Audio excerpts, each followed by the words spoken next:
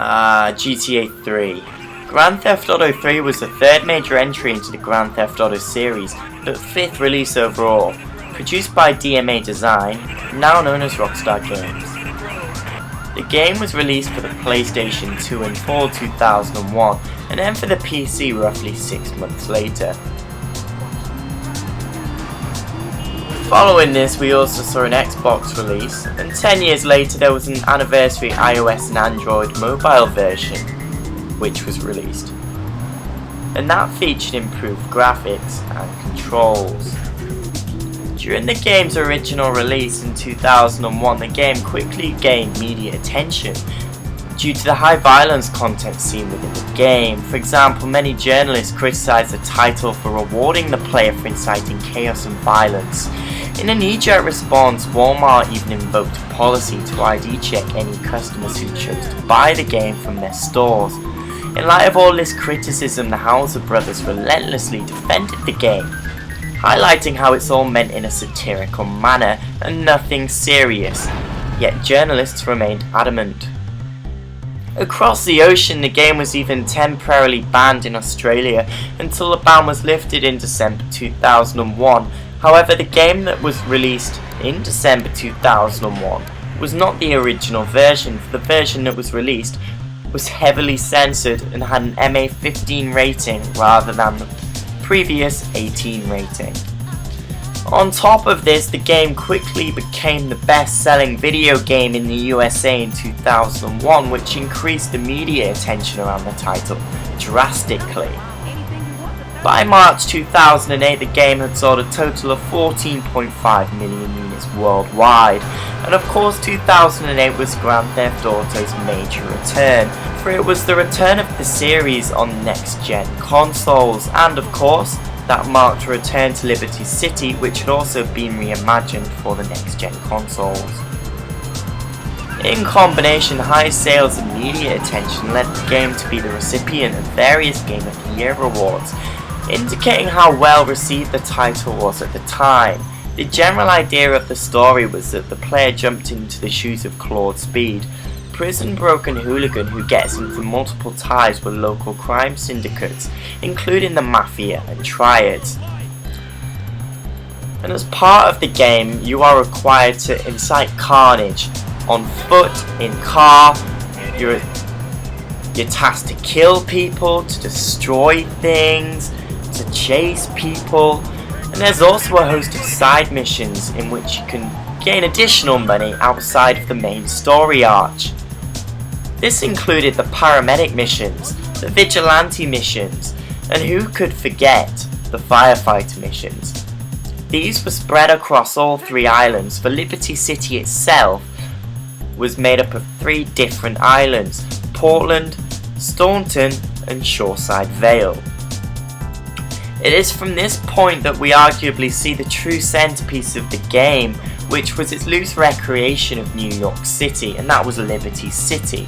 And of course that would return in 2008 in Grand Theft Auto 4, except it would return in a manner never seen before.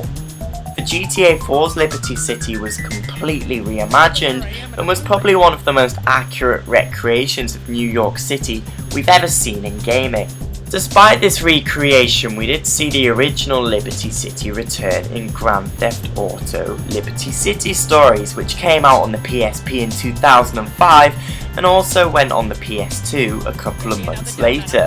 While this game didn't attract the attention that it sought in the first place, it did extend the Liberty City storyline for fans, and that was a major part of the series, for the city returned with better graphics and more content, and of course the control system of the superior San Andreas, and that obviously included the movable camera. For GTA 3's camera was locked and you could not look around. All in all, GTA 3 definitely contributed to some incredible memories, and the island was absolutely unforgettable. Liberty City is without a doubt one of my favourite gaming worlds ever, and honestly I've had some absolutely insane memories on this island.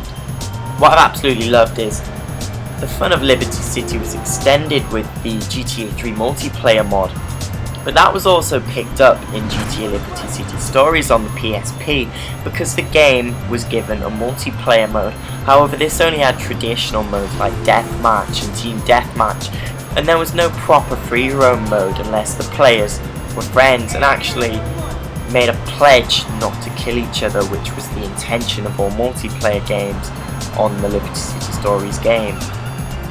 In hindsight, GTA 3 is without a doubt one of the most influential games in the entirety of gaming history. Before this game came out, the Grand Theft Auto games that came beforehand were top-down view, and they weren't fully 3D. Grand Theft Auto 3, however, changed all of that. A nice thing about Grand Theft Auto 3 is that it actually retained the top-down camera view. And I mean, it wasn't that important and I never really used it, but it was a nice throwback to see what GTA used to be and to be able to use that in a fully 3D game. Sadly, the top-down camera view hasn't returned since GTA 3, apart from in GTA Chinatown Wars, and even then that wasn't proper top-down view because it was more of a close angled view which gave you more perspective on the ground around you, and it allowed the player to see what they were approaching with greater ease, so it was arguably a much better camera system. The only difference was that it actually was just an evolution of what we all knew beforehand, and that was the camera angle of GTA 1 and GTA 2. The follow-up to GTA 3 was GTA Vice City, and that game was actually intended to be DLC in the first place. However, the project was so large and ambitious that they made it a full-fledged title, and if you look through the files you can still see some leftover file coding from GTA 3, which is quite interesting in itself. But anyway guys, thank you for watching. I hope you enjoyed a little bit of history into GTA 3. Please be sure to check out the other videos in this series, and don't forget to click that subscribe button. But take care and be sure to head over to my channel for more content, but I'll see you guys later. I am out.